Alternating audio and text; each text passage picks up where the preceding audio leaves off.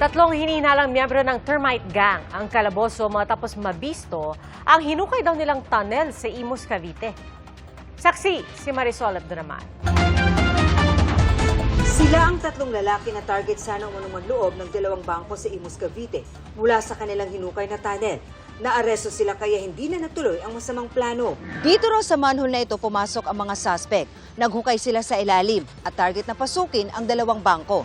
Sa tingin ng mga pulis, nasa 14 na metro na ang layo ng kanilang nabutas. Pinasok ng pulisya ang nabuo nilang tunnel na nasa ilalim mismo ng kalsada at may habang 14 na metro. Base po doon sa haba nga po ng hukay na 14 meters is more or less mga 2 to 3 days po na nalang tinarbaho po ito, ma'am. May posibilidad po, ma'am, na may nauna ng team nila na naghukay doon. Then ito pong ating nahuli, ito na lang po yung sigurong team na mismong papasok na po doon sa bangko, ma'am. Sa pagsusuri ng River Ranger, 15 metro lang ang layo ng butas mula sa isang bangko. Nasa 40 metro naman ang layo nito sa isa pang bangko.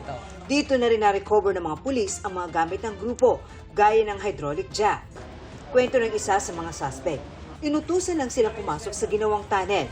Pumasok kami doon, ma'am, tapos malaking tubig, hindi kaya po, ma'am. Maliligaw po kami, ma'am, kung papasok kami sa maliliit na butas, hindi namin kaya, ma'am. Kaya doon kami sa malaking butas. Pagkaahon ng mga suspect, dito na sila natsyempuhan na nagpapatrolya ang mga taga-barangay. Saan kayo nahuli, sir? Sa kalsada, ma'am. Sa Katulog ko kalsada. din. Ito yung kaaahon nyo lang, di ba, sir? Mula sa ilalim. Harapin na lang. Kayo ba yung nakulong na dati? Po. Anong kaso po? Ganito din. Pinaghahanap pa ng pulisya ang ibang miyembro ng grupo. Para sa GMA Integrated News, ako si Marisol Abduraman, ang inyong saksi.